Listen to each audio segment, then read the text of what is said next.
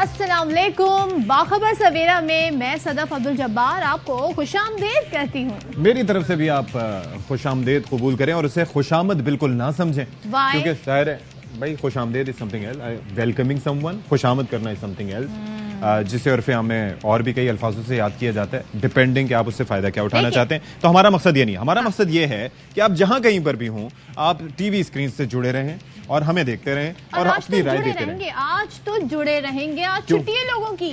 اوئے ہوئے ہوئے ہوئے, مزدور جن کا آج عالمی دن منایا جا رہا ہے وہ بیچارے کام کر رہے ہیں. یہ اور جو واقعی مزدور کیٹیگری میں نہیں آتے وہ حرام کر رہے ہیں. چیک کریں یار, کیسا دن ہے یار, وہ کیا شعر کا مصرع تھا, بہت مشکل ہے بندہ ہے مزدور کے اوقات, آپ دیکھ سکتے ہیں.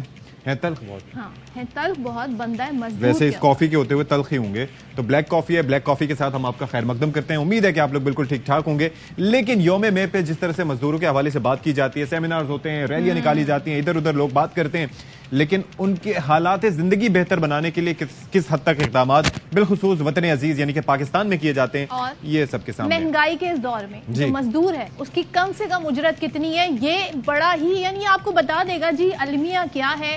یوم مزدور منا رہے ہیں, ذرا اس کے مہنگائی کے حساب سے اس کی آمدن بھی کر دیں تو شاید اس کو اتنا بوجھ نہ لگے. اچھا جی, کل ہم نے سوچا, اچھا میں یہیں پہ تھا اور مجھے یہ لگا کہ اسحاق ڈار صاحب جو اچانک جو ایک دم بیچ میں پروگرام کے درمیان بریکنگ نیوز کی صورت میں انٹر ہوئے ہیں, تو عالمی مارکیٹ میں قیمتیں دیکھتے ہوئے شاید وہ قیمتیں کم کر دیں گے, لیکن انہوں نے کہا کہ ڈیزل میں 5 روپے, پیٹرول میں 1 ٹکا, 1 آنا, 1 پیسہ کم نہیں کرنا. تو پیٹرول کی قیمت برقرار ہے اور ظاہر ہے کہ کیا کر سکتے ہیں, اسی پہ گزارا کریں. اور بھی آپ کو بتاتے ہیں کیا ہے آج آپ کے لیے ٹاپ سٹوریز میں.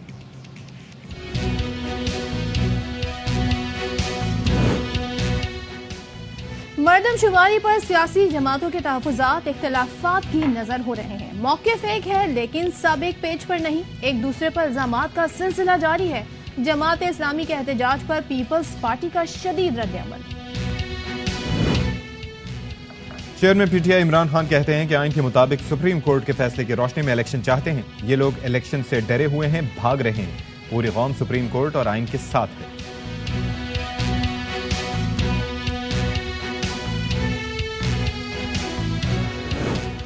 سابق وزیر اعظم شاہد خاقان عباسی نے مفت آٹا اسکیم کی شفافیت کا پول کھول دیا.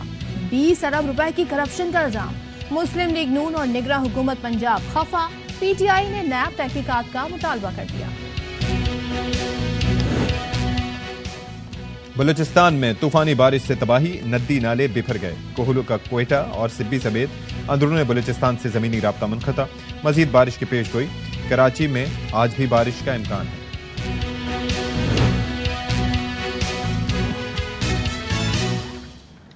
تو ہوا یوں ہے کہ رات گئے جو غریب عوام کو ریلیف دینے کا حکومت کا وعدہ دعویٰ اس حکومت میں آنے سے پہلے تھا, وہ تو یوں پورا نہیں ہوا کہ کوئی بھی ہم دیکھ رہے ہیں کہ جو پیٹرولیم مصنوعات ہیں اس کی قیمتوں میں کمی نہیں ہوئی. ڈیزل, لائٹ ڈیزل کی قیمت میں کمی کر دی گئی ہے اور اس سے پہلے بھی یہ کمی کی گئی تھی.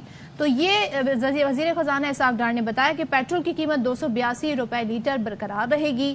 اور ساتھ میں انہوں نے سرکاری ٹی وی پر آ کر بتایا کہ قیمتوں میں کیا رد و بدل کیا گیا ہے. انہوں نے بتایا کہ ڈیزل اور مٹی کے تیل کی قیمتوں میں کمی پر زور تھا. ڈیزل 5 روپے کم ہو کر اب 288 روپے فی لیٹر ہو گیا ہے. مٹی کا تیل 10 روپے سستا ہو کر 176 روپے 7 پیسے فی لیٹر ہو گیا ہے. لائٹ ڈیزل کی قیمت میں 10 روپے کی کمی کی گئی ہے. پیٹرولیم مصنوعات کی نئی قیمتوں کا یہ نوٹیفیکیشن جاری ہو گیا ہے جس کا رات 12 بجے سے اطلاق بھی ہو گیا. جی جناب, تو اسحاق ڈار صاحب آئے, انہوں نے ڈیزل سستا کیا, پیٹرول ویسے ہی رہنے دیا, اور اس کے بعد پھر یہ ہوا کہ جو ہمارے ارمان تھے ان پہ اوس پڑ گئی. سوچا تھا کہ پیٹرول ڈلوائیں گے, 5 روپے سستا ہوگا, 10 روپے سستا ہوگا, لیکن یہ نہ ہو سکا. اب عوام جو ہیں وہ کہتے ہیں کہ بھائی ریلیف کیوں نہیں دیا, یہ حکومت کے لیے ڈوب مرنے کا مقام ہے, جو کام کرتے ہیں الٹا کرتے ہیں. ڈیزل کے بجائے پیٹرول کی قیمت میں نمایاں کمی ہونی چاہیے تھی. اچھا ذرا سن لیتے ہیں کیا کہہ رہے ہیں عوام. ہمارے لیے گورنمنٹ بالکل بیکار ہے جب ہمیں ہی ریلیف نہیں دے سکتی. حکومت سے مطالبہ تو یہی ہے, رحم کریں.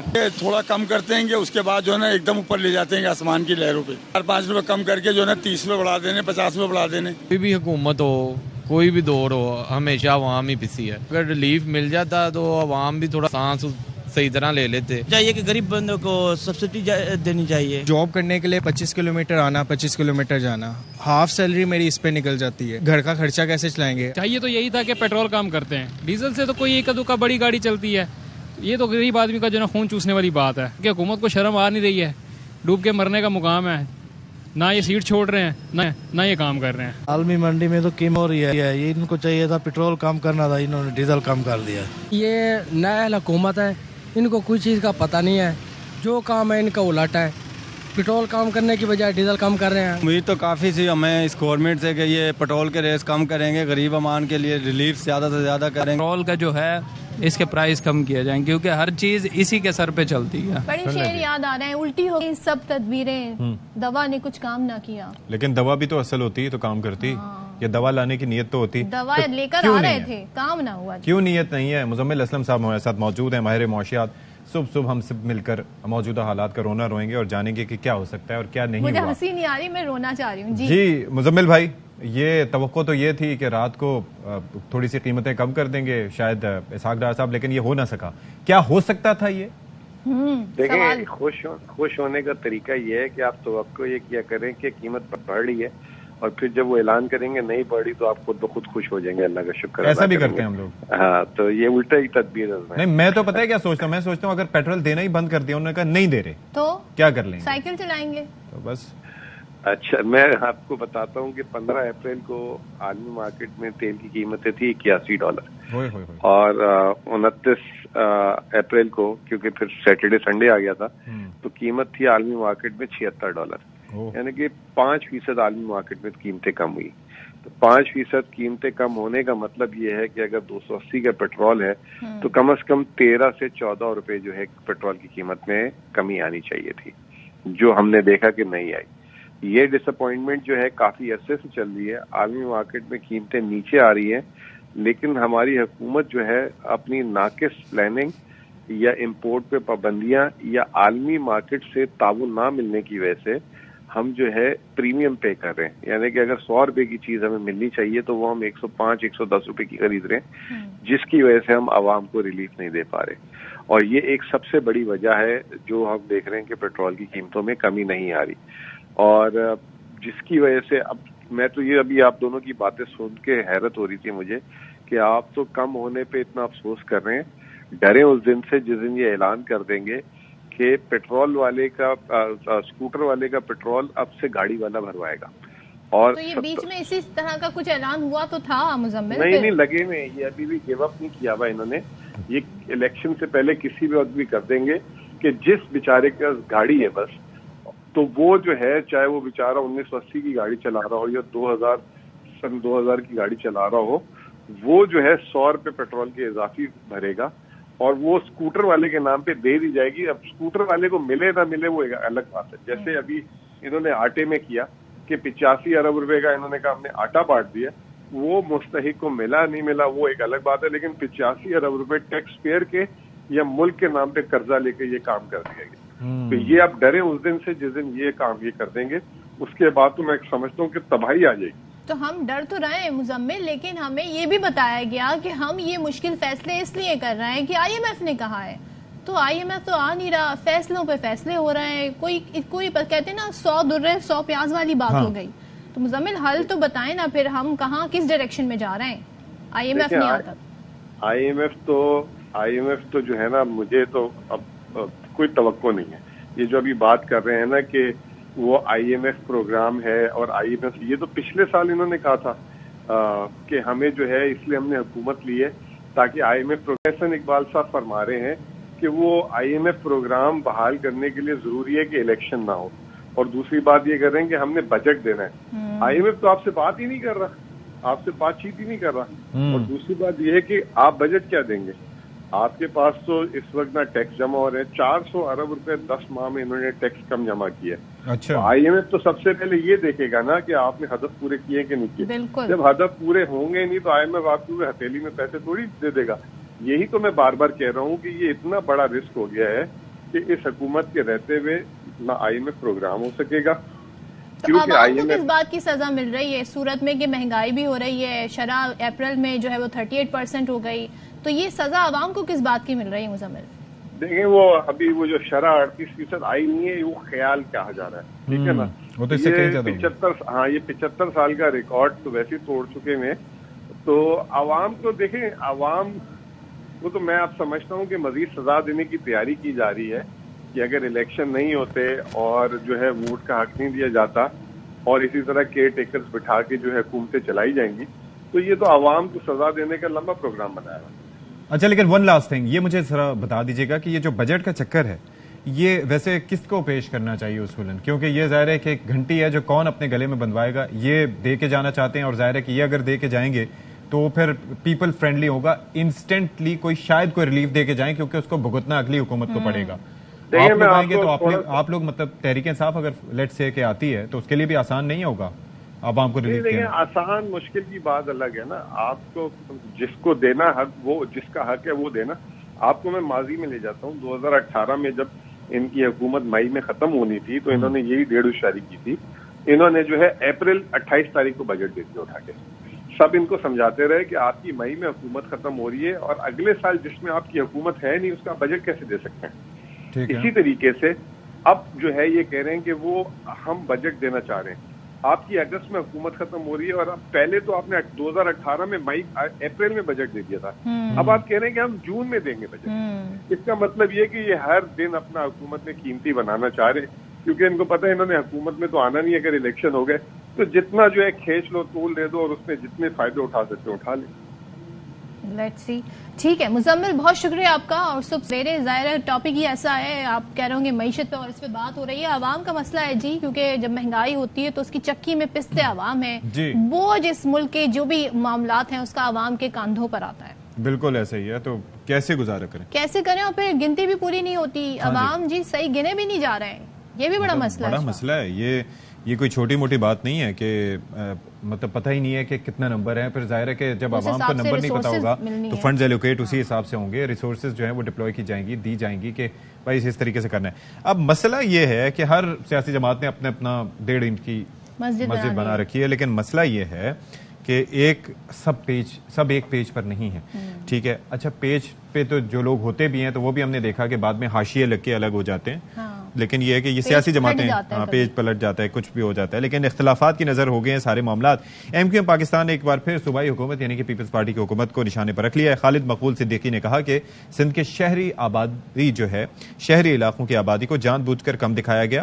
کسی کو کم یا زیادہ نہیں، صحیح گنا جائے. ویسے یہ موقف صحیح ہے، کم یا زیادہ نہیں، صحیح گنا جائے. کیا کہہ رہے ہیں سن لیتے ہیں. 2017 میں جو بہت بڑے پیمانے پر سندھ کے شہری علاقوں خصوصاً کراچی کی آبادی کو کم دکھایا گیا تھا، موجودہ مردم شماری میں اس سے بھی زیادہ آبادی کو کم کر دیا گیا. ہم اپیل کریں گے کہ جن افراد کو نہیں گنا گیا ہے وہ پوری کوشش کر کے اپنے آپ کو ان 15 دنوں میں ہر حالت میں گنوانے کی کوشش کریں. پچھلے 10 دنوں میں ہماری وزیر اعظم صاحب سے ملاقات ہوئی ہماری ٹیم کی. کتنی عجیب بات ہے، اپنے آپ کو گنوانے کے لیے پورے ملک کے چکر کاٹنے پڑ رہے ہیں. اچھا جی، تو یہ تو صورتحال رہی. خالد مقبول سے دیکھیے مصطفیٰ کمال بھی پیش رہا. پچھلے دنوں ہماری اشفاق ان سے فون پہ بات ہو رہی تھی تو وہ تو اس دن کہہ رہے تھے جی ہم نے اپنے لوگوں سے استعفے لے لیے ہیں جی، ہم حتمی اعلان بھی کر سکتے ہیں. کہتے ہیں جی کہ عجیب بات ہے، ہمیں خود کو گنوانے کے لیے پورے ملک کے چکر کاٹنے پڑ رہے ہیں. یہ مصطفیٰ کمال نے کہا ہے. جبکہ اسد عمر کہتے ہیں کہ ایم کیو ایم والے صرف سیاست کر رہے ہیں. خالد مقبول صدیقی صاحب ایسا مت کریں. تحریک انصاف کے رہنما نے سابقہ اتحادیوں پر چڑھائی کر دی اور مردم شماری کا ڈیٹا پبلک کرنے کا مطالبہ بھی کیا. ہمیں پتہ چل گیا کہ کون اس مردم شماری سے انتہائی خوش ہیں اور وہ ہے ایم کیو ایم. انہوں نے اسمبلی کے اندر کھڑے ہو کر دوبارہ اعتماد کا ووٹ دیا. انہوں نے کہا جی شہباز شریف زبردست کام کریں، کراچی کا حق پورا انہوں نے کیا ہے. K4 انہوں نے رکوا دیا، گرین لائن کی ایکسٹینشن انہوں نے رکوا دی، KCR انہوں نے رکوا دیا اور مردم شماری میں بھی وہی نتائج بلکہ اس سے بھی خراب نتائج جو پچھلی دفعہ تھے. ڈیٹا آ رہا ہے، تمام انفارمیشن جو جمع کی گئی ہے اس کو پبلک کیا جائے. وہ بھی چاہتا ہے اس کا آڈٹ کرنا، اس کو یہ موقع ملنا چاہیے. کہ میں نے 2-3 مہینے پہلے کہنا شروع کیا تھا کہ پاکستان کا آئین خطرے میں ہے، اب خطرے میں نہیں ہے. آج پاکستان کا وہاب صاحب کا اس پہ موقف سامنے آیا. کہتے ہیں کہ کچھ لوگ مستعفی ہوتے ہیں لیکن مراد نہیں چھوڑتے. یہ ان کا سینسس پہ موقف ہے؟ جی موقف ہے بہرحال. اب سینسس پہ یا نہیں ہے لیکن کسی کو نشانہ بنا رہے ہیں. کہتے ہیں استعفیٰ منظور ہو جائے تو یہ لوگ عدالت چلے جاتے ہیں. آپ کو پتہ ہے کس کی بات ہو رہی ہے. ایم کیو ایم ہر اچھی چیز کا کریڈٹ دیتی ہے لیکن اپنی غلطیوں کی ذمہ داری قبول نہیں کرتی. تو پھر اس کے بعد پیپلز پارٹی سندھ کے سینئر رہنما ناصر حسین شاہ نے نشانہ بنایا حافظ نعیم الرحمان صاحب کو اور سنگین الزامات لگا دیے. ایک ٹویٹ کیا جس میں لکھا کہ حافظ نعیم لطیفہ آباد نمبر 10 حیدرآباد میں پلے بڑھے, بانی ایم کیو ایم کی مہربانی سے نقل کر کے انٹرمیڈیٹ کیا. آگے سنیں, جعلی ڈومیسائل بنوا کے این ڈی میں داخلہ لیا اور مزید لکھا کہ حافظ نعیم نے کراچی کے نوجوان کا حق مارا, اب اسی نعرے پر سیاست کر رہے ہیں. حافظ نعیم نے شادی بھی سکھر میں کی, اس کے باوجود انہیں اتنی نفرت کیوں ہے؟ یہ سب انہوں نے ٹویٹ میں کہا ہے. تو انہوں نے تو ٹویٹ کیا لیکن اس سے پہلے مرتضی وہاب صاحب کی جو گفتگو ہم نے سنوائی تھی سن لیتے ہیں, سوال میں دوران اس کو سمجھنے کی کوشش کرتی ہوں. جب کچھ اچھا ہوتا ہے تو کہتے ہیں یہ ہم نے کیا ہے, جب کچھ برا ہوتا ہے تو کہتے ہیں اس کی ذمہ داری پیپلز پارٹی پر عائد ہوتی ہے, لیکن وہ بھول جاتے ہیں کہ کس طریقے سے انہوں نے صوبے کی دشمنی میں ماضی میں کتنا گھناؤنا کردار ادا کیا. متنازع مردم شماری 2017 کو اپروو کرایا ان لوگوں نے, جو کہ آج پھر صرف پریس کانفرنس کر رہے ہیں. چلیں جی, اب ذکر ہو ہی گیا ہے حافظ نعیم الرحمان صاحب کا, تو آپ کو یہ بھی بتا دیں کہ کل جماعت اسلامی نے مردم شماری کے خلاف بھائی میدان میں آ گئی اور نامنظور مارچ کیا گیا. مردم شماری جس طرح کی جا رہی ہے وہ نامنظور کا مارچ ہوا. شہریوں کی بڑی تعداد نے شارع فیصل پر جمع ہو کر اپنا پروٹیسٹ ریکارڈ کروایا. شہر قائد کی مردم شماری پر سیاسی جماعتوں کے تحفظات کس طرح دور ہوں گے, جماعت اسلامی کی حکمت عملی کیا ہے, اسی پر بات کریں گے امیر جماعت اسلامی کراچی حافظ نعیم الرحمان صاحب. السلام علیکم Hafiz Naeem ur Rehman. Good morning sir, good morning. Eid کے بعد آپ کا خیر مقدم باخبر سویرا میں. وعلیکم السلام. ہمیں تو حیران پریشان کر دیا یہ ناصر حسین شاہ صاحب نے. بڑی آپ کی خبر رکھی ہے, یہ شروع سے لے کے کسی کو بھی نہیں پتا ہوگا آپ کہاں پیدا ہوئے, کہاں تعلیم حاصل کی ہے, آپ کا ڈومیسائل کیا ہے, پھر شادی بھی کہاں ہوئی اور نقل کر کے انٹرمیڈیٹ کیا. میں تو حیران ہوں کہ وہ منظر کشی انہوں نے کیسی کی. اب آپ ریکارڈ درست کرنا چاہیں گے؟ نہیں, وہ تو انہوں نے میرے خیال ہے شاہ صاحب کو خود بھی نہیں پتا تھا. اب ویسے میں کہتا ہوں یہ تمام پولیٹیکل لوگوں کو اپنا ٹویٹر خود چلانا چاہیے, اور میرے خیال انہوں نے ڈیلیٹ بھی کر دیا جب ان کے علم میں آیا. اچھا, کیونکہ مجھے بھی یہ سننے میں آیا تھا کہ وہ کافی بھلے مانس ہیں, وہ مفاہمت پر کافی یقین رکھتے ہیں, لیکن حیرانی ہوئی. ہاں ظاہر ہے, لیکن وہ اب وہ جو جس ٹائپ کا ٹویٹ تھا نا, اب ظاہر ہے کتنی فضول بات ہے. انٹرمیڈیٹ میں نے شپ آنرز کالج نارتھ ناظم آباد سے کیا ہے بھائی, میرٹ پر این ای ڈی یونیورسٹی میں داخلہ ملا ہے. مجھے اس کی وضاحتوں کی زیادہ ضرورت ہی نہیں ہے, وہ انہوں نے ڈیلیٹ کر دیا تو کر دیا. لیکن اس طرح کا جو مائنڈ سیٹ ہوتا ہے نا پارٹیوں کا, اور ان کے میڈیا ڈپارٹمنٹ کو استعمال کر کے یہ سب کام کروایا جاتا ہے, میں سمجھتا ہوں کہ بڑی زیادتی ہے. بلکہ اس کے نتیجے میں ان کی اپنی پارٹی کی اور افراد کی پوزیشن خراب ہوتی ہے. یعنی چونکہ وہ ناصر شاہ صاحب کا خود کا اپنا ذاتی اکاؤنٹ کا ٹویٹ ہے, تو یہ ان کو دیکھنا بھی چاہیے کہ ظاہر نام تو انہی کا ہوگا نا, اور اس کے نتیجے میں ایک غلط بات جو فیکچولی غلط ہے, آپ اگر اس کو کسی کی پرسنالٹی کے اوپر ڈائریکٹ وہ کریں گے تو اس کے نتیجے میں رد عمل بھی آئے گا نا. وہ سب لوگ جو جانتے ہیں, جو سب واقف ہیں ہر چیز سے, ایک زندگی کے ہر چیز ہماری تو کھلی ہوئی نا, کوئی چھپی ہوئی تھوڑی ہے. ہم کسی کوٹا سسٹم پہ تھوڑی آئے بھائی, ہم کوئی کسی اس بنیاد پر تھوڑی آئے کہ ہمیں حکومتی سطح پر یا پارٹی سطح پر کسی نے اوپر اٹھا دیا. ہم تو گراس روٹ لیول کے لوگ ہیں, مڈل کلاس کے لوگ ہیں, سب لوگ ہمیں جانتے ہیں. اس لیے جو ہے ایسی باتیں نہیں کرنی چاہیے, یا جو لوگ کریں اس کو روکنا چاہیے. ایسا بھی ہو گیا ہے نا کہ بلو ٹک سب کے چلے گئے ہیں تو پتہ ہی نہیں چلتا کس کا اکاؤنٹ ویریفائیڈ ہے. بلکہ اس سے ہٹ کے یہ بھی ہے نا کہ اب یہ جو سوشل میڈیا ونگز آ گئے ہیں نا, تو اس سے بڑا کام ڈیجیٹلائز ہو رہا ہے آج کل. تو وہ اپنے فنکشن بھی کر رہے ہیں. اچھا, مردم شماری پہ حافظ نعیم الرحمان صاحب, اب تو تمام جماعتیں باشمول پیپلز پارٹی, مراد علی شاہ صاحب بھی اس پہ اپنے تحفظات کا اظہار کر رہے ہیں. تو سر اس مسئلے کا پھر حل نکل ہی آنا چاہیے جب سبھی کو اس پہ شکوے شکایت ہیں. نہیں دیکھیں, مسئلہ یہ ہے سب سے پہلے آئیڈینٹیفائی ہونا چاہیے مسئلہ کیا ہے اور اس کا ذمہ دار کون ہے. ٹھیک ہے, مسئلہ یہ ہے کہ ہماری آبادی 2017 میں جو تھی, اور یہ بات درست ہے کہ اس مردم شماری کی جو نون لیگ کے زمانے میں 2017 میں ہوئی تھی, اس میں ہماری آبادی آدھی کر دی گئی تھی. ٹھیک ہے, اس آدھی آبادی کی منظوری بدقسمتی سے پی ٹی آئی اور ایم کیو ایم کی حکومت نے دی تھی. حکومت میں یہ لوگ شامل تھے, اور اس وقت جماعت اسلامی ریکارڈ پر ہے, آپ پچھلی میری پوری تقریریں اٹھا کر دیکھ لیجئے کہ جب یہ منظوری دے رہے تھے تو اس وقت میں نے کہا تھا کہ یہ قانونی طور پر کراچی کو آدھا کر رہے ہیں. ہونا یہ چاہیے کہ جو اعتراض ہے کہ مردم شماری درست نہیں ہے تو اس کو کالعدم کیا جائے اور نئی مردم شماری کروائی جائے. انہوں نے کالعدم کرنے کے بجائے اس کی منظوری دے دی, اور جب منظوری آپ دیتے ہیں تو ایک چیز ہے, مجھے یہ ذرا سمجھائیں کہ جب الیکشن ہوتے ہیں بلدیاتی، آپ کو پتہ ہے اس کے اندر کتنی لاگت آتی ہے، خرچہ ہوتا ہے. ظاہر ہے کہ عوام کے ٹیکس کے پیسوں سے یہ سارا کچھ ہوتا ہے، چھوٹی ایکسرسائز نہیں ہے. اس کے اوپر پھر کہا جاتا ہے کہ نہیں جی کسی کو پسند نہیں آ رہی تو دوبارہ کرا لیں. ہوئے نہ ہوئے وہ ایک الگ چیز ہے. ابھی معاملہ بیچ میں اٹکا ہوا ہے اور ظاہر ہے اس کی وجہ سے بھی مسائل ہیں. اب یہ مردم شماری والا معاملہ ہے، ظاہر ہے چھوٹی ایکسرسائز نہیں تھی، ٹیبلٹس دے کے لوگوں کو بھیجا، سارا کچھ کیا، شروع سے صحیح نہیں کیا. اب پھر جو ہے وہ اس کو وہ کر دیا جائے، نئے سرے سے وہ سارے فنڈز ایلوکیٹ ہوں. تو اس پہ کوئی ایسا طریقہ کار رکھے نا.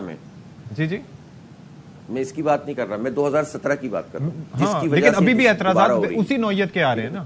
اچھا، اب جو اعتراض ہے اس پر اگین یہ بات ہے کہ جو پارٹیاں حکومت میں شامل ہیں، جی جی ٹی او آر تو انہوں نے بنایا نا. یہ جو ایکسس اب مانگ رہے ہیں، یہ ایکسس انہوں نے ٹی او آر میں کیوں نہیں دیا؟ یہ پوچھے نا.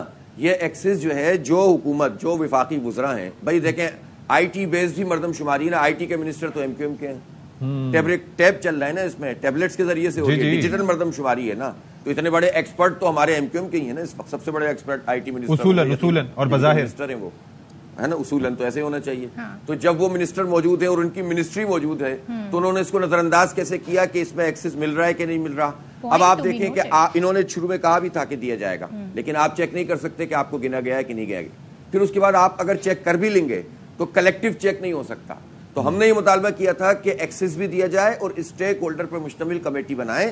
پہلے دن سے اس کی شفافیت ہونی چاہیے. تو حافظ صاحب آپ کو کیا لگتا ہے کہ یہ جو ایم کیو ایم کی جو منسٹری ہے، یعنی کہ وزارت آئی ٹی، تو کہ یہ سہون یا قصدن نظر انداز ہوا یا پھر اس وقت دیکھ نہیں پائے، ہوا کیا پھر جو اب اس پہ بات ہو رہی ہے ساری ان کی طرف؟ دیکھیں میں نے تو اس لیے کہا کہ بعد میں حکومت میں شامل پارٹیاں جب مطالبات کر رہی ہوتی ہیں اور حکومت کی وزارتیں نہیں چھوڑ رہی ہوتی، گورنرشپ نہیں چھوڑ رہی ہوتی، اور اگر وقت ملے تو اعتماد کا ووٹ بھی دے رہی ہوتی ہیں، تو یہ جو طریقہ کار ہے نا یہ درست نہیں ہے. یا تو آپ آ جائیں اپوزیشن میں اور اپوزیشن کی سیاست کریں، حکومت میں بھی رہیں گے، مطالبہ بھی کریں گے اور کام بھی صحیح نہیں کروائیں گے. اور کہیں گے یہ کہ ہماری وجہ سے 30 لاکھ بڑھ گئے. ارے بھائی آپ کی وجہ سے اگر بڑھنے ہوتے تو آپ پچھلی حکومت میں منظوری کیوں دی تھی آپ نے 1,60,00,000 کی؟ اور اب آپ یہ صرف کر کے یہ تاثر کیوں دے رہے ہیں کہ ہم ٹھیک کروا رہے ہیں؟ تو ہمارے آپ نے کوئی احتجاج کیا آج تک؟ کوئی ایک مظاہرہ، کوئی ایک احتجاج؟ استعفے لے کے رکھ لیے آپ کہہ رہے ہیں احتجاج. حافظ نعیم صاحب استعفے لے کے رکھ لیے انہوں نے، تو آپ احتجاج کی وہ تو ایک سٹیپ آگے آپ سے. اور سب نے اپنی مرضی سے دیے استعفے، یہ بھی سنیں. خوشی تو یہ استعفے کیوں دیے تھے؟ تاکہ عدم اعتماد کی تحریک میں کوئی ادھر ادھر نہ چلا جائے. پورے ووٹ شہباز شریف کو ملنے چاہیے، اس لیے رکھے. آپ کدھر ہیں؟ اچھا حافظ نعیم صاحب اس پہ روشنی ڈال دیں. آپ لوگ اتنا آپ نے اتنا بڑا ٹاسک اٹھایا کہ وہ جماعتیں جو ایک دوسرے کے ساتھ بیٹھنے کو تیار نہیں تھی، سراج الحق صاحب ان سے ملے، عمران خان سے، شہباز شریف سے، وہ وہاں پر تو آپ نے انہیں بٹھا دیا ایک ٹیبل پہ. مگر سر سینسس کے ایشو پر بھی بیٹھ جائیں ایک ساتھ تاکہ ایک دوسرے کے سامنے بیٹھ کے مسائل بتائیں اور حل کر لیں. یہ کیوں اتنا مشکل ہے؟ نہیں تو ہم گئے تھے نا. دیکھیں میں آپ کو بتاؤں، جب پیپلز پارٹی نے جب آل پارٹیز کانفرنس کی تو ہم نے تمام تر اختلافات کے باوجود ہمارا وفد شریک ہوا، ٹھیک ہے. جبکہ ایم کیو ایم ان کی اتحادی ہے، پیپلز پارٹی اور نون لیگ کی، پوری پی ڈی ایم کی، لیکن اتحادی بھی بنتے ہیں اور یہ اپنا اس طرح سے بات بھی کرتے ہیں. وہ نہیں گئے، کوئی بات نہیں، ان کی پارٹی کا فیصلہ تھا. کل پی ٹی آئی نے ایک کانفرنس کی، ہم اس میں گئے. اسی طرح جب حکومت نے بلایا تو اسلام آباد میں کراچی سے صرف میں ہی تھا جو وہاں موجود تھا، باقی تو زوم ووم پہ آ گئے تھے دوسرے لوگ. لیکن چلیں شریک ہوئے، سب نے اپنا اپنا موقف پیش کیا اور ہم نے یہ کہا کہ آپ ایکسس بھی دیں اور آپ ڈی فیکٹو بنیاد پر مردم شماری کریں. ڈی فیکٹو کا مطلب یہ ہے کہ کراچی میں رہنے والے ہر سندھی کو، ہر بلوچ کو، ہر مہاجر کو، پختون کو، پنجابی، ہر زبان بولنے والے کو، گل کے بلتستان کا رہنے والا، میمن، گجراتی، عیسائی، ہندو، پارسی، سب کو گنا جائے. ہمیں کوئی مسئلہ نہیں ہے، اس لیے کہ مردم شماری کا اصول یہ ہے، یو این او کی جو گائیڈ لائن ہے وہ یہی ہے، اور ہمارا قانون بھی یہی ہے، جو ہے جہاں ہے وہاں گنا جائے گا. اس سے کیا فائدہ ہوتا ہے؟ اس سے فائدہ ہوتا ہے وسائل ملتے ہیں، اس سے فائدہ ہوتا ہے ملازمتیں. کوٹا سسٹم رائج ہے نا، تو ہمارے صوبے کے ملازمتوں کا ایک کوٹا ہے. پھر فردر سندھ میں تو شہری اور دیہی کوٹا ہے. تو جب آپ مردم شماری ٹھیک نہیں کریں گے اور فردر یہ کریں گے کہ انٹیریئر سندھ کی مردم شماری بڑھانے کی کوشش کریں گے، شہری مردم شماری کم کرنے کی کوشش کریں گے. جب میں کہتا ہوں کراچی میں رہنے والے تمام سندھیوں کو گنا جائے، تمام پختونوں کو گنا جائے، تو پیپلز پارٹی چونکہ ایک خاص طریقے سے اس پر اثر انداز ہوتی ہے. عملہ تو سندھ حکومت کا ہے، تو وہ یہ کہتے ہیں کہ لسانیت ہے، جبکہ لسانیت ان کے خود ذہن میں ہے. کیوں آپ غلط کام کر رہے ہیں؟ آپ، میں کہتا ہوں لاڑکانہ کے بھی ایک ایک فرد کو گنا جائے، لیکن نہ کم گنا جائے نہ زیادہ گنا جائے. جب آپ وہاں ہاؤس ہولڈ بڑھا دیں گے اور یہاں کم کر دیں گے تو آپ سیٹیں بڑھانے کی کوشش کر رہے ہیں. حافظ صاحب یہ 7 تاریخ کو جو الیکشن ہو رہے ہیں جو باقی ماندہ نشستوں پر اس کی تیاریاں کیسی ہیں آپ کی؟ نہیں الحمدللہ ہماری تیاری ہے, لیکن حکومت نے پھر تیاری شروع کر دی ہے الیکشن کمیشن کو استعمال کر کے. اب نارتھ کراچی میں جہاں ہم بہت اچھی پوزیشن میں اس وقت ہیں, انہوں نے ایک سیکٹر 9 سیکٹر 10 اس میں جو سیکٹر 9 کی جو آبادی ہے سیکٹر 8 سیکٹر 9 کی اس کو ایک چھوٹے جو ہے وہ قریب میں کچی آبادی ہے اس میں پولنگ اسٹیشن تبدیل کر دیا, اس آبادی کا اس آبادی میں کر دیا. اچھا سارے پولنگ اسٹیشن انہوں نے تبدیل کر دیے.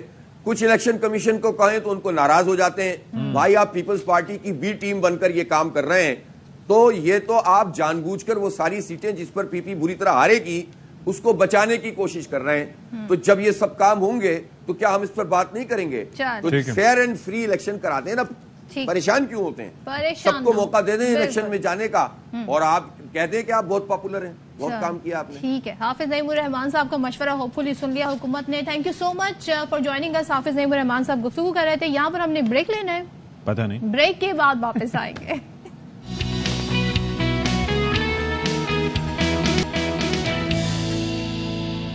Welcome back once again. ہم کسی اور بات پہ ہنس رہے ہیں, بریک پہ کیا ہم ہنس نہیں سکتے؟ ہاں بالکل ہنس سکتے ہیں. تب آگے کیا جو ہم شیئر کریں؟ خیر, آج یوم مے ہے اور یعنی کہ پہلے 1 مئی ہے, اور 1 مئی کو سب کو پتا ہے کہ دنیا بھر میں مزدوروں کا عالمی دن منایا جاتا ہے ان کے حقوق کے لیے, ان کی جو حالات ہیں وہ اجاگر کرنے کے لیے. تو یوم مے کے سلسلے میں چیئرمین تحریک انصاف عمران خان نے آج لاہور میں لبرٹی چوک سے ناصر باغ تک پیدل ریلی کی قیادت کرنے کا فیصلہ کیا ہے. راولپنڈی پشاور میں بھی یہ ریلیاں نکالی جائیں گی, اور تحریک انصاف کے چیئرمین کہتے ہیں کہ یوم مئی پر ریلیوں میں مزدوروں سے اظہار یکجہتی کے ساتھ ہم نے آئین اور سپریم کورٹ کے ساتھ کھڑا ہونا ہے. ملک پر قبضہ کر کے بیٹھے لوگ آئین تباہ کرنا چاہتے ہیں, یہ لوگ الیکشن سے ڈرے ہوئے ہیں, بھاگ رہے ہیں. ہم آئین کے مطابق سپریم کورٹ کے فیصلے کی روشنی میں الیکشن چاہتے ہیں. خواجہ آصف صاحب جو کہ وزیر دفاع ہیں وہ کہتے ہیں کہ خان صاحب کو نئے سہولت کار مل گئے ہیں, وہ جو کرنا چاہتے ہیں انہیں کرنے دیے جائے.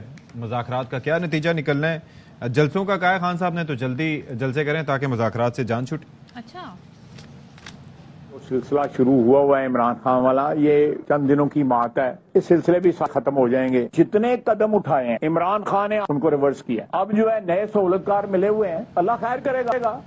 چلیں جی, اور اس پر بات کریں گے. پاکستان تحریک انصاف کے وائس چیئرمین شاہ محمود قریشی صاحب نے ہمیں جوائن کیا ہے, اور آپ بھی خود آج پنڈی سے ریلی کی قیادت کرنی ہے. شاہ صاحب پہلے تو بتائیے گا, کل تک تو ہمیں مجھے جو یاد پڑتا ہے معلومات تھی کہ ای سی پی نے روک دیا ہے, تو کیا نوٹیفیکیشن روکا ہوا ہے یا ریلی نکالیں گے, قیادت ہوگی اس کی؟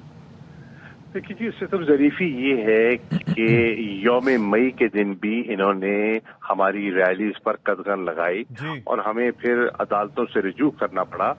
یہ ایک ایسا دن ہے کہ پوری دنیا کا محنت کش طبقہ, مزدور طبقہ یکجا ہوتا ہے اور شکاگو کے شہداء کے ساتھ اظہار یکجہتی کرتا ہے. پاکستان تحریک انصاف نے فیصلہ کیا کہ اس سال 1 مئی کے روز ہم لاہور میں, راولپنڈی میں اور پشاور میں ریلیاں منعقد کریں گے اور مزدور اور محنت کش طبقے کے ساتھ اظہار یکجہتی کریں گے. کیوں اس سال؟ اس لیے کیونکہ بے روزگاری میں بتدریج اضافہ ہوتا جا رہا ہے اور مزدور کے لیے روزگار حاصل کرنا مشکل ہو گیا ہے. اس لیے کہ مہنگائی اتنی بڑھ چکی ہے کہ محنت کش طبقہ جو ہے اس کا گزارا ناممکن ہو گیا ہے. تو میں دعوت دیتا ہوں جو راولپنڈی اور گرد و نواح کا محنت کش طبقہ ہے, نوجوان بے روزگار ہیں, وہ آئیں اور ہماری ریلی میں اظہار یکجہتی کریں. اس کے ساتھ ساتھ ہم نے یہ بھی فیصلہ کیا ہے کہ ہم نے پاکستان کے آئین کو بچانے کے لیے سپریم کورٹ جو کردار ادا کر رہی ہے, جو چیف جسٹس کردار ادا کر رہی ہے, ان کے ساتھ ہم نے اظہار یکجہتی بھی کرنا ہے اور بتانا ہے کہ ملک کا بہت بڑا طبقہ جو ہے وہ آئین کا محافظ ہے اور ہم ان باکردار ججز کے ساتھ کھڑے ہیں جو آئین کی حفاظت کر رہے ہیں. اچھا شاہ صاحب, یہ ذرا مستقبل بتائیں مذاکرات کا, کوئی نظر آ رہا ہے آپ کو؟ اب دیکھیں کل فائنل راؤنڈ ہے, بڑا امپورٹنٹ ڈے ہے, کیا نشستن گفتن برخاستن آگے سے, بیکاز مذاکرات کے لیے ول بہت ضروری ہے اور یہ ٹائم باؤنڈ ہیں, آگے سے کوئی ایسی انٹینشن دکھائی دے رہی ہے آپ کو؟ دیکھیے پہلی بات تو یہ ہے کہ میں آپ کو دیانتداری سے کہہ رہا ہوں، ہم نیک نیتی سے بیٹھے ہیں، ہم بیٹھے ہیں مسئلہ حل کرنے کے لیے. میں دیانتداری سے ملک کے مفاد میں جتنی لچک دکھا سکتا ہوں، میری اپنے چیئرمین سے بات بھی ہوئی ہے اور ہم کسی اتفاق پہ پہنچنے کی پوری کوشش کریں گے. لیکن مجھے افسوس سے کہنا پڑتا ہے کہ حکومتی صفوں میں وہ یکسوئی نہیں ہے. ابھی آپ دیکھیں خواجہ آصف صاحب کا اپنے اسٹیٹمنٹ سنایا. اب خواجہ آصف صاحب اگر مذاکرات کے حق پہ نہیں ہے تو ہمیں کیا کہہ رہے ہیں؟ عمران خان کو کیا کہتے ہیں؟ وہ اسحاق ڈار کو کہیں، اسعد رفیق کو کہیں جو ان کی جماعت کے نمائندگان ہیں کہ وہ تشریف نہ لائیں، مذاکرات میں نہ بیٹھیں. کسی نے زبردستی تو نہیں کی، یہ ان کی درخواست پر ہم آئے ہیں. ہم تو 14 مئی کے فیصلے پر مطمئن ہیں. ہم تو چاہتے ہیں کہ 14 مئی کو جو سپریم کورٹ نے فیصلہ کر دی ہے، آمین، ہمیں تو کوئی اعتراض نہیں ہے. شاہ صاحب وہ لوگ کیا چاہتے ہیں یہ تو واضح ہو گیا ہوگا نا. میں عرض کروں انفارچونیٹلی وہ کنفیوزڈ ہے. اچھا وہ کنفیوزڈ ہے، وہ کیا چاہتے ہیں ان کو علم ہی نہیں ہے. جو وہ چاہتے ہیں ان کے اندر 13 جماعتوں میں یکسوئی نہیں ہے. نون کچھ چاہتی ہے، مولانا کچھ چاہتے ہیں، پیپلز پارٹی کچھ چاہتی ہے، ANP کچھ چاہتی ہے. ان کا ایک پلیٹ فارم نہیں ہے. ہاں وقتی طور پر ایک غیر فطری اتحاد ہے تحریک انصاف کو نیچا دکھانے کے لیے، لیکن ان میں کوئی ہم آہنگی نہیں ہے، نہ نظریاتی ہے نہ جذباتی ہے. شاہ صاحب یہ بھی بتا دیں کہ آپ مذاکرات ناکامی کی صورت میں اندیا دے دیا. فواد چودھری بھی کہہ رہے ہیں ہم سڑکوں پر آ جائیں گے، اور یہاں پہ خواجہ آصف کہہ رہے ہیں آئیں جلسے کریں تاکہ مذاکرات سے جان چھوٹے. اور کون سے کامیاب ہو جاتے ہیں؟ 25 مئی کا حوالہ دیا یا آپ کی لانگ مارچ کا 2014 کے حوالے دیا تھا کہ ان سے ہوتا کچھ نہیں. بات یہ ہے کہ ایک طرف سپریم کورٹ کے کہنے پر الیکشن کمیشن کے پروسیس کے مطابق ملک میں انتخابات ہو رہی ہے، پنجاب میں خاص طور پر، ملک میں نہیں معاف کیجیے پنجاب میں. تو پنجاب میں جب انتخابات ہو رہے ہیں تو ہم جلسے بھی کریں گے، ہم ریلیز بھی کریں گے. یہ ہمارا آئینی، قانونی اور سیاسی حق ہے. تو اس پہ خواجہ آصف صاحب کو اتنی تل ملانے کی ضرورت کیا ہے؟ ٹھیک ہے ٹھیک ہے، بہت شکریہ آپ کا شاہ محمود قریشی صاحب ہمارے ساتھ موجود تھے. وائس چیئرمین پاکستان تحریک انصاف مذاکرات کا مستقبل، ان کی گفتگو سے آیا ہے.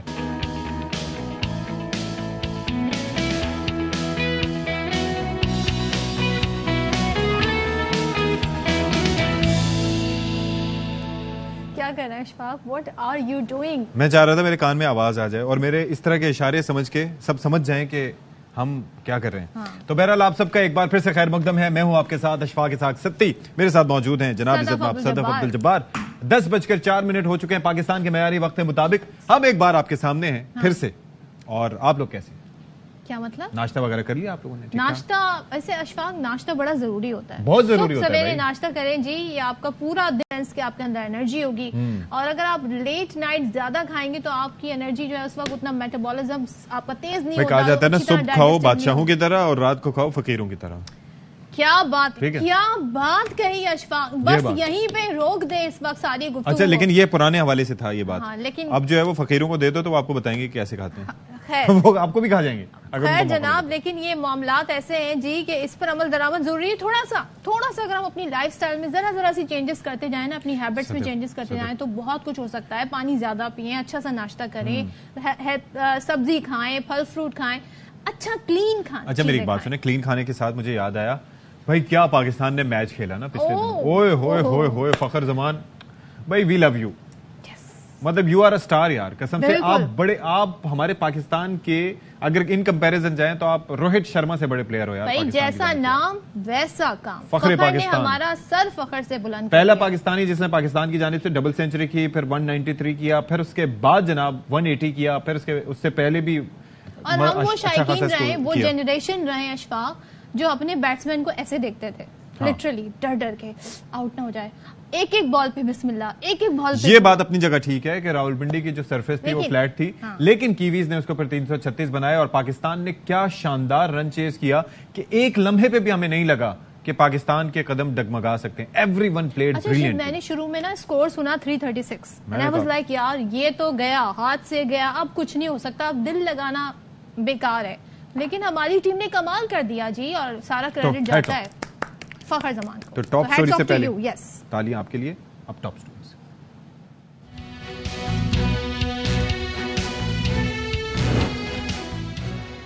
مزدوروں کے عالمی دن پر اپنے حقوق سے بے خبر مزدور محنت مشقت میں مصروف. 1 مئی کو مزدور کام سے نہیں مسائل سے چھٹی چاہتے ہیں.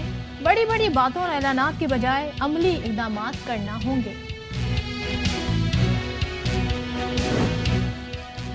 مہنگائی کے وار جینا دشوار. رمضان کے بعد بھی عوام کا کڑا امتحان ختم نہ ہوا. مہنگائی کی برق رفتار اننگز جاری. مجموعی شرح 46.82% ہو گئی. ادارہ شماریات کے مطابق ایک ہفتے میں 21 اشیاء مہنگی ہو گئی. اور موسم گرما کی خاص سوغات کھٹے میٹھے فالسوں کے فائدے بے شمار. پانی کی کمی پورا کرتا ہے, نظام ہاضمہ کو بہتر بناتا ہے اور کولیسٹرول کی سطح برقرار رکھتا ہے.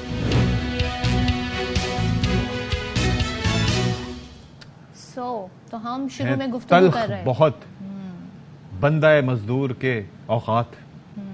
تو یہ جناب ہے واہ واہ واہ کیا بات ہے بھائی, حقیقت بات ہے. ہم یہاں پر اے سی والے کمروں میں بیٹھے ہوئے ہیں, بڑا کام نسبتاً آسان ہے. یہ الگ بات ہے کہ سوچ سمجھ کے بولنا پڑتا ہے اور ظاہر ہے کہ آپ کو فیکچولی کریکٹ ہونا پڑتا ہے, دماغ کا استعمال کرنا پڑتا ہے. لیکن وہ ہمارے مزدور چونکہ سڑکوں پر جگہ جگہ مزدوری کرتے ہیں, محنت مشقت کرتے ہیں اور پھر ان کو ایک کم ترین ان کو تنخواہ دی جاتی ہے, اجرت دی جاتی ہے, جس پر اپنا گزر بسر کرتے ہیں. چلیے جناب اس پر بات کر لیتے ہیں کہ صوبائی حکومت یعنی کہ سندھ کی حکومت کیا سوچ رہی ہے مزدوروں کے مسائل سے متعلق. اجرت میں کمی ہے, ٹائمنگ زیادہ ہیں, کیا ہو رہا ہے؟ تو سعید غنی صاحب جو ہیں ہمارے ساتھ موجود ہیں, صوبائی وزیر برائے لیبر, اور ان سے ذرا بات کر لیتے ہیں. سعید غنی صاحب بتائیے گا کہ کیا سوچ رہے ہیں آپ لوگ مزدوروں کے حقوق, مزدوروں کو حقوق دینے سے متعلق اور ان کے مسائل حل کرنے سے متعلق. جو بے نظیر مزدور کارڈ کا کانسیپٹ ہم لے کر آئے ہیں, یہ ابھی تو ہم صرف انہی مزدوروں کو دے رہے ہیں جو اس وقت سوشل سیکیورٹی میں رجسٹرڈ ہیں, لیکن آگے چل کر یہ کارڈ ان تمام لوگوں کے لیے بھی ہوگا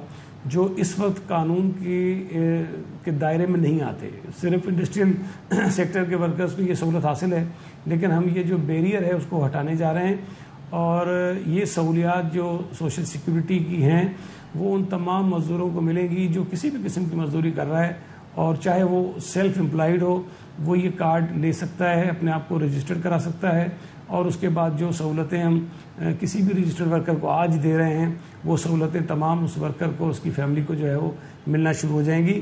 یہ بہت بڑا کام ہے اور پورے پاکستان میں یہ اس وقت کہیں پر بھی نہیں ہو رہا, اور میرا خیال ہے کہ شاید بہت دنیا کے کم ممالک ہوں گے جہاں پر اتنی بڑی اسکیم جو ہے اس کا اجرا کیا گیا ہو. تو ہماری کوشش ہے کہ ہم اس میں کامیاب ہو جائیں.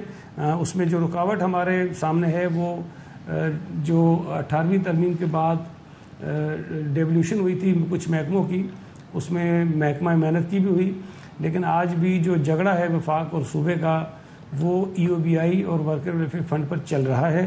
ہم کوشش کر رہے ہیں, بھرپور کوشش کر رہے ہیں, اور ابھی ریسنٹلی بھی ہم نے ایک سمری CCI کو بھیجی ہے تاکہ یہ ڈیوالو ہو جائیں, تاکہ اس کے بعد یہ جو ہمارا مزدور کارڈ کا پروجیکٹ ہے اس کو ہم جلد از جلد مکمل.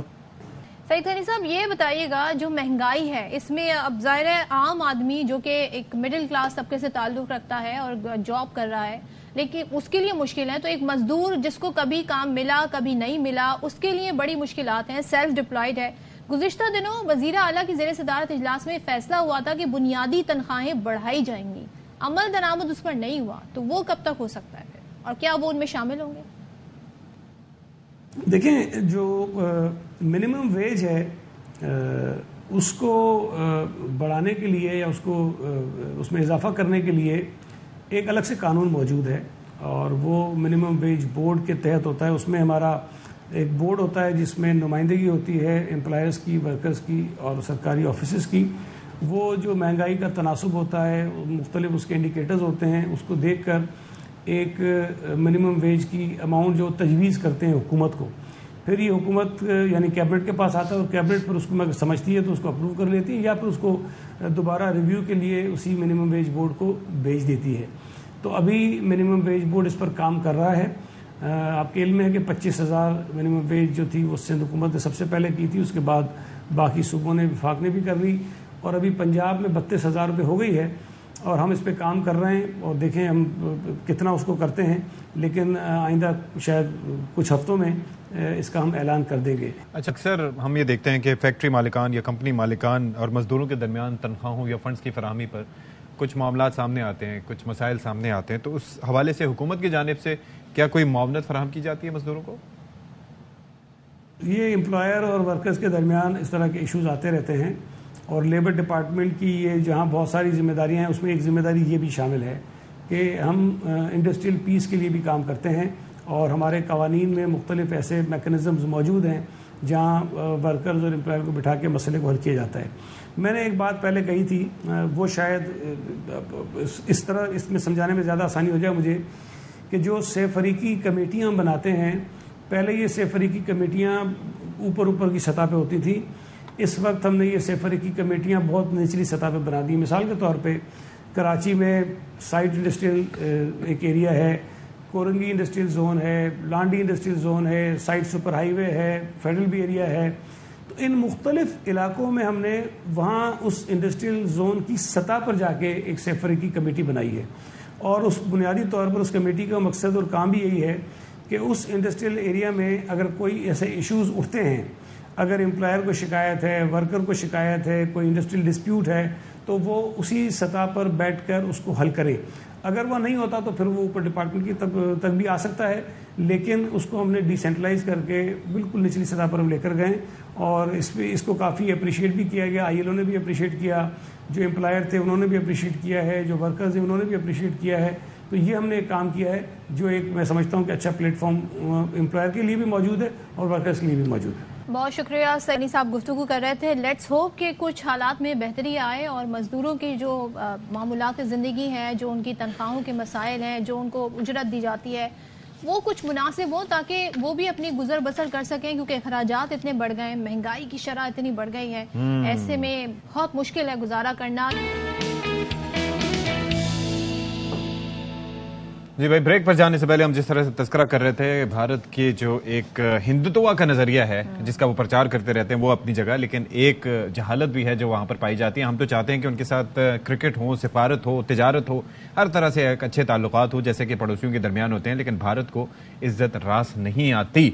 تو اس پر بات کر لیتے ہیں۔ یہ جو ابھی نیا پروپیگنڈا ہے اس پر میرے منہ سے نکل بھی نہیں رہا لفظ، کیونکہ اتنا وہ کر چکے ہیں کہ بار بار ایسا ہو رہا ہے تو نکل ہی نہیں رہا کہ یہ بار بار کیوں ہو رہا ہے۔ تو ہمارے ساتھ موجود ہیں بریگیڈیئر ریٹائرڈ حارث نواز صاحب، دفاعی تجزیہ کار ہیں، ان سے ذرا بات کر لیتے ہیں۔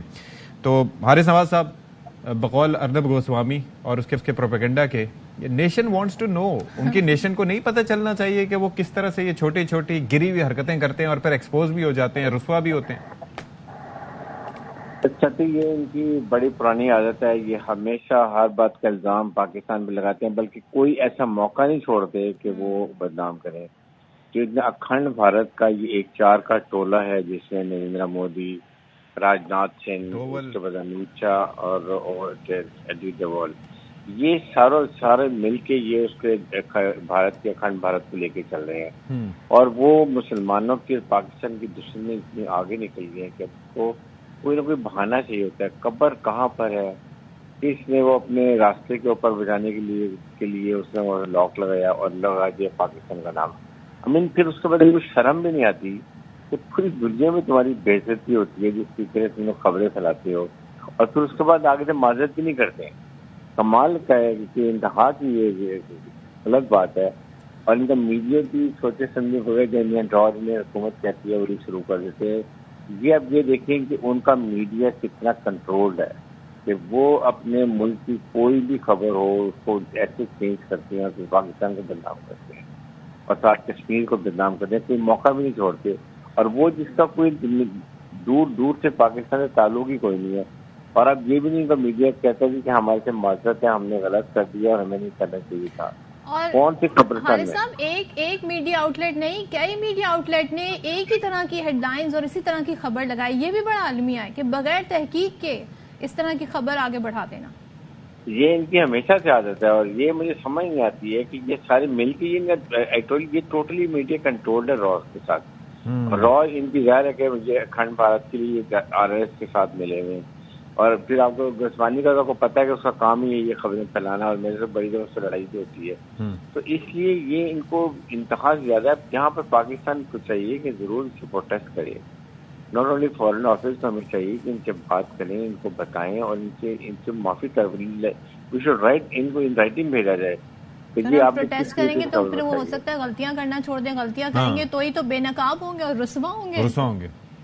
جو مرضی کر لو، انہوں نے یہ کرنا ہے. یہ اب ان کے الیکشن کے ڈیز آ رہے ہیں، انہوں نے کوئی سرجیکل اسٹرائک کرنی ہے خدا نہ خاصہ، اس کے بعد انہوں نے پھر اس طرح خبریں اٹھانی ہے، anti Pakistan, anti Kashmir, anti مسلمان ووٹ، یہ اسی طرح لیتے ہیں. اور پھر اس کے بعد چلیں MiG 21 گروا چکے ہیں، Su-30 گروا چکے ہیں، اب رافیل بھی گروا لیں. نہیں، گروا کے ساتھ ہی گروانے کے بعد اس کو اب یہ دیکھو کہ دنیا میں اب میں کہتا ہوں کوئی ایسا نہیں ہوگا جو اس کو ہائیسٹ گیلنٹری ایوارڈ دیا ہے. اندازہ کریں. اچھا ویسے ایک چیز ہے ارے صاحب، میں تو آپ دیکھیں نا کہ ہم چھوٹی چھوٹی چیزیں باڈی لینگویج وغیرہ آبزرو کرتے ہیں نا، بندہ وہ جا رہا ہے اس کے چہرے پر ذرا سی مسکراہٹ نہیں ہے، بلکہ وہ اندر سوچ رہا ہے کہ وائی می، یہ میرے ساتھ کیوں، مجھے کیوں لے جایا جا رہا ہے. ٹھیک ہے، مجھے آئی فیل فار دیٹ پرسن بیکاز وہ اپنے ملک کے لیے گیا اور جو بھی وہاں پر کر رہا تھا، لیکن اس کے بعد جو وہ سارا ڈراما کیا گیا غیر ضروری تھا، غیر ضروری تھا، اوائڈیبل تھا. بالکل. تو اس سے آپ یہ دیکھیں نا کہ ان کو شرم کی انتہا نہیں ہے، اس لیے کہ وہ عادی ہو چکے ہیں، دنیا ان کی بات کو بائی بھی کرتی ہے، اس لیے کہ بڑا ملک ہے اور پراکسی ہے، وہ امریکہ کی پاکستان کے خلاف، چائنا کے خلاف، ساؤتھ چائنا سی میں پھر سی پیک نہیں بنانے کے لیے استعمال کرتے ہیں. تو اس لیے وہ اس کی ہر چیز کی دوسری طرف نظر کرے گی، نہ انٹرنیشنل آرگنائزیشن کی بولتی ہے، نہ امریکہ بولتی ہے، نہ یونائٹیڈ نیشن انٹرنیشنل امنسٹی بولتی ہے. اس سے اندازہ لگائے نا کہ ٹوٹل ان کا کنٹرول ہے. لیکن آئی تھنک ہمیں اپنا ان کو بہت اچھے طریقے سے ایکسپوز کرتے رہنا چاہیے، اور اس میں ہمیں کبھی بھی اور یہ ڈاؤٹ کرنے چاہیے کہ یہ کیا کرتے ہیں، ان کا کیا ایم اور آئندہ یہ کیا کرنے والے ہیں. ابھی کتنے انسیڈنٹ ہو گئے ہیں یہ جس سے جھوٹ بولتے ہیں. ابھی ان کے گورنر نے ساری باتیں بتا دیں گے، دیکھیں یہ پلوامہ کا بھی اسٹیج ڈرامہ تھا. جی ستیہ بالکل صحیح کہہ رہے ہیں. ٹھیک ہے حارث نواز صاحب، تھینک یو سو مچ سر، بہت شکریہ. اور اللہ رحم کرے اس شخص پر جس نے یہ سارے کہانی کا جو کچھا چھٹا ہے وہ کھول دیا. وہ حیدرآباد دکن کا شہری جس نے بتایا کہ جی اصل حقیقت کیا ہے. تو ہم دعا گو ہیں جی کہ اس کے ساتھ کچھ ایسا ویسا نہ ہو، کیونکہ حقائق بتا دیے ہیں. تو بڑی بڑی جو میڈیا آؤٹ لیٹس ہیں انہوں نے اسٹوری لگائی تھی اپنی. سو یہ صورتحال ہے. اچھا جی، اب ذرا مہنگائی کا تذکرہ پھر سے کر لیتے ہیں. ظاہر ہے ہمارے مسائل اپنے یہاں پر موجود ہیں. مہنگائی مزید بڑھ کر 46.82% تک پہنچ گئی ہے. رمضان کے بعد یہ پہلے ہفتے کے اعداد و شمار جو ہم تک پہنچا رہے ہیں وفاقی ادارہ شماریات کی وساطت سے. اور 21 اشیاء مہنگی ہوئی ہیں، 7 کی قیمتوں میں کمی اور 23 کی قیمتوں میں استحکام رہا. آلو مہنگا ہوا، چکن مہنگا ہوا، چاول، مٹن، دودھ، بیف، لہسن کی قیمتوں میں اضافہ ریکارڈ کیا گیا. بچا کیا؟ اور رہ کیا گیا؟ بچا کیا ان سب وہ کے؟ 7 چیزیں کون سی ہیں جن کی قیمتوں میں کمی ہوئی؟ اور ان سے کیا بنیادی جو کھانا پکانے کی اشیاء ہیں کیا وہ اس میں شامل ہیں؟ کیونکہ کھانا بنانا لوگوں کے لیے مشکل ہو گیا ہے. ایسے میں جی ہمارے نمائندہ موجود ہیں، الماس خان ہوں گے لاہور سے، پشاور سے شہزاد محمود ہمیں جوائن کر رہے ہیں، اور ملتان سے ہمارے ساتھ مرزا احمد علی ہیں. تو ذرا ہم الماس کی طرف بڑھتے ہیں اور جانتے ہیں کہ بتائیں کہ اس مہنگائی کا عوام پر کیا اثر پڑ رہا ہے. بتائیے گا الماس، لاہور میں کیا صورتحال ہے؟ اور ایک تو ہوتے ہیں مہنگائی ہو جانا، ایک ہوتے ہیں دکاندار اپنی طرف سے مزید اس میں اضافہ کر دیتے ہیں.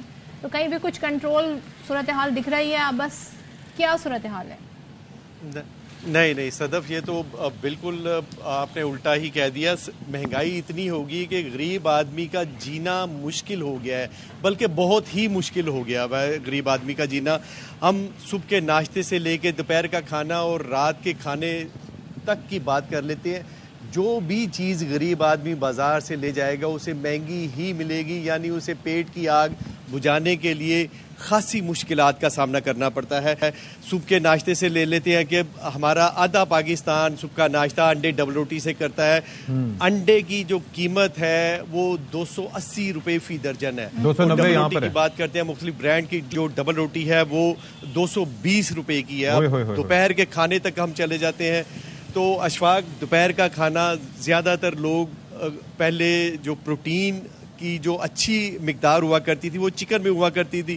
تو چکن آج 587 روپے سے لے کے لاہور کے مختلف علاقوں میں 600 روپے فی کلو تک ہے. 600 روپے فی کلو جب وہ خریدتا ہے تو اسے پوٹا اور چونچ اس کے ساتھ دے دیتے ہیں. کسی نے کھانا تو ہوتا نہیں ہے، وہ صفائی کرواتے ہیں تو 700 روپے فی کلو اسے کاسٹ، یقیناً اسے 700 روپے فی کلو کاسٹ کرتا ہے. تو جب وہ چکن بھی چھوڑ دیتا ہے تو پھر آخر پہ آ کے سبزیوں پر تان ٹوٹتی ہے. تو جب سبزی لینا چاہتا ہے تو سبزی بھی مہنگی ہے. سبزی سب سے پہلے تو یہ بڑی خوبصورت سی سبزی ہے، بھنڈی سے شاعروں کی زبان میں لیڈی فنگر، یہاں پر ہے، وہاں پر کیا ریٹ ہے سر؟ اوکرا بولتے ہیں. یہ 200 روپے فی کلو بھنڈی کا ریٹ ہے. اسی طرح جو ٹنڈا ہے, ٹنڈے کا ریٹ بھی 200 روپے فی کلو ہے.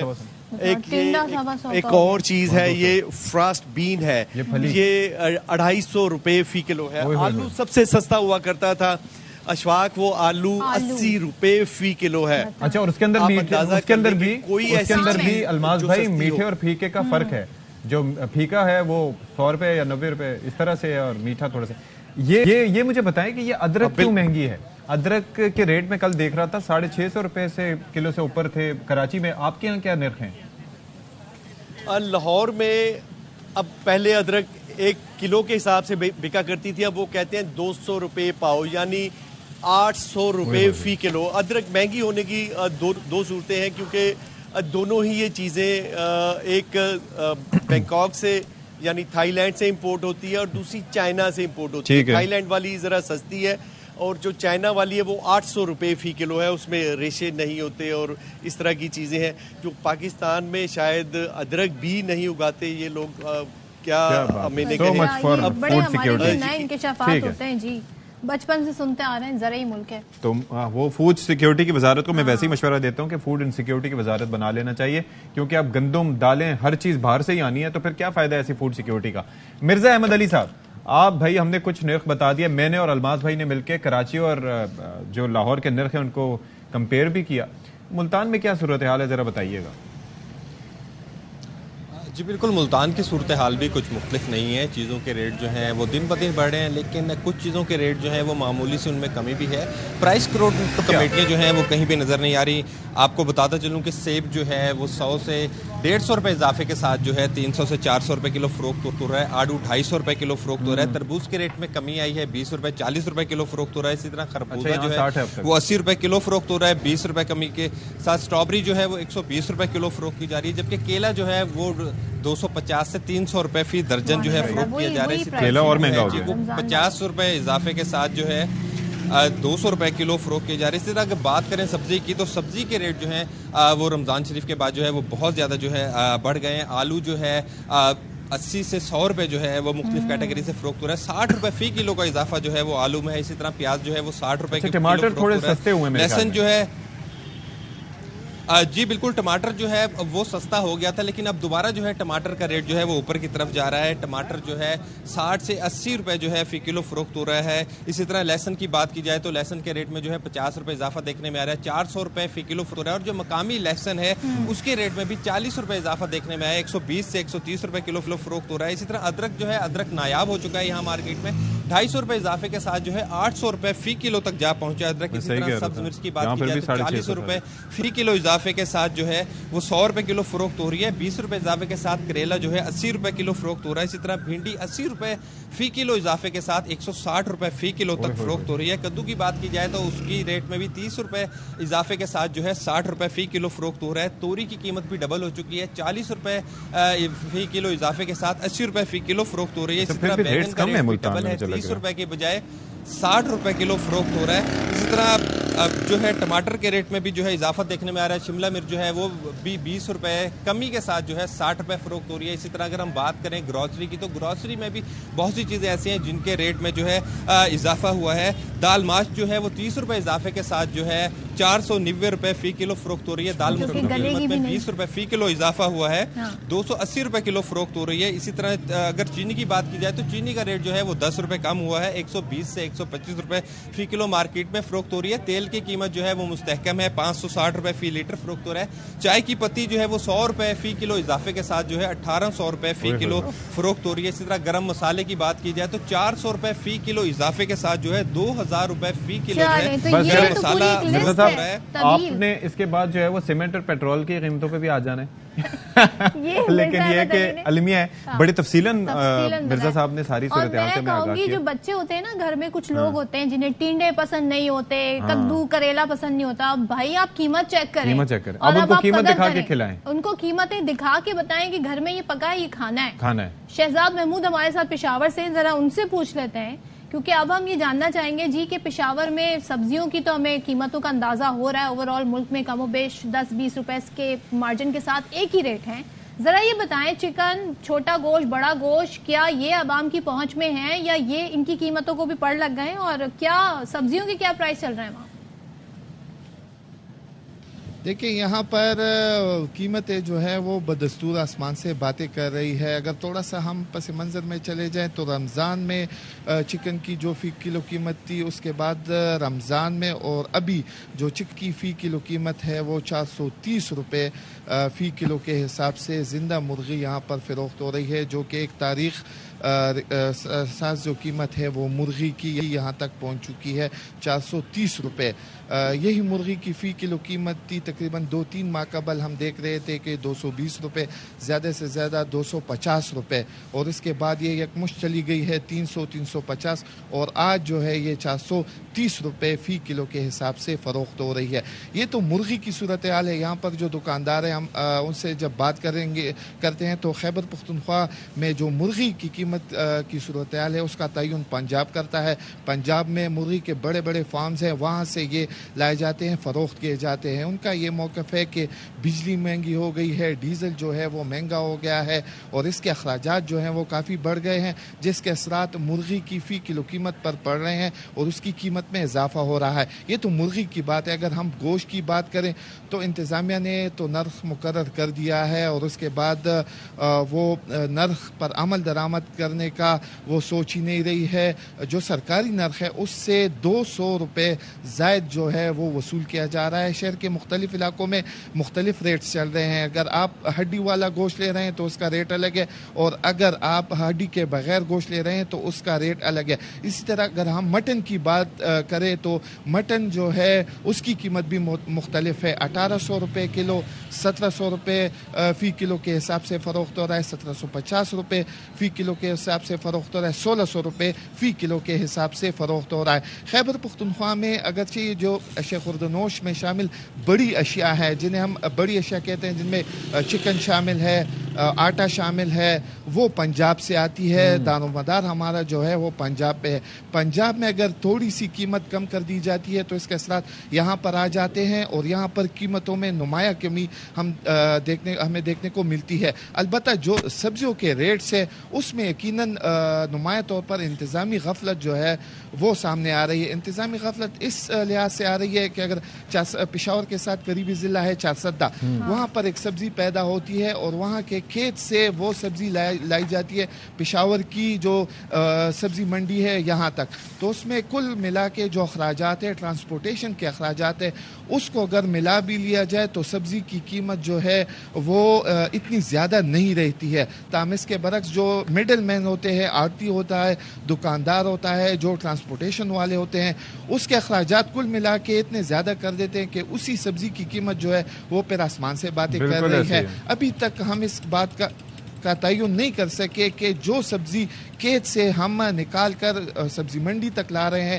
اس کا مناسب ریٹ جو ہے وہ انتظامی سطح پر، منڈی کی سطح پر جو ہے وہ تعین کیا جا سکے تاکہ عوام کو ریلیف فراہم ہو سکے. بالکل، ہوپ فلی ایسا ہو سکے. لیکن آج کیا ریٹ ہیں، کیا بھاؤ تاؤ چل رہا ہے، یہ ہم نے مختلف شہروں سے جاننے کی کوشش کی. مرزا احمد علی ملتان سے، الماس خان لاہور سے اور پشاور سے شہزاد محمود، آپ تینوں کا بہت شکریہ. بھیا یہ آپ دیکھ لیں سارے کہ کیا ہو رہا ہے یہاں پر. 1000 کا نوٹ تو اشفاق یوں گیا، اب تو 5000 کا نوٹ یوں گیا. آپ 3-4 چیزیں لے کے آئیں گے، کھانے پینے کی چیزیں ہی خریدیں، ابھی بنایا بھی نہیں ہے تو 1000 روپے 2000. پہلے یہ کہا کرتے تھے نا کہ گھر پہ بنا لیں تو ریزنیبل پڑ جاتا ہے. تو گھر پہ بھی کھانے والے ہوں بھائی گرمیوں کے مہینے میں. ہاں جی، اب گرمیوں کی شروعات ہے اور آپ یہ دیکھیں ٹرانزیشن چیک کریں. اسٹرابیری جا رہی ہے اور فالسا آ رہا ہے، اور فالسے کی صدائیں لگنا شروع ہو گئی ہیں، اور ابھی سزا کے طور پر محسوس ہو رہی ہے. کیوں؟ کیونکہ میں نے ریٹ پتا کیا تو 150 روپے پاؤ تھا. 150 روپے پاؤ؟ جی. میں نے کہا کہ مہنگا ہے ابھی بہت زیادہ. ہمارا ایک دوست جو ہے وہ 80 روپے پاؤ لے کے آئے، اور ایک اور ان سے بڑا دوست جو ہے وہ 80 روپے کتنا 200 روپے کلو لائے. ہاں 200 روپے کلو. مجھے بھی بھائی مجھے دے جاؤ، ابھی منگوا دیجیے، ابھی لے کے آؤ. خیر یہ بڑا کھٹا میٹھا پھل ہے اور بہت سارے لوگ اس پہ جی جوس بنا کے اور اس پہ تھوڑا سا مسالہ بھی چھڑک کے کھاتے ہیں. او ہو، اور یہ آپ کے ہاتھوں پہ رنگ بھی چھوڑ دیتا ہے.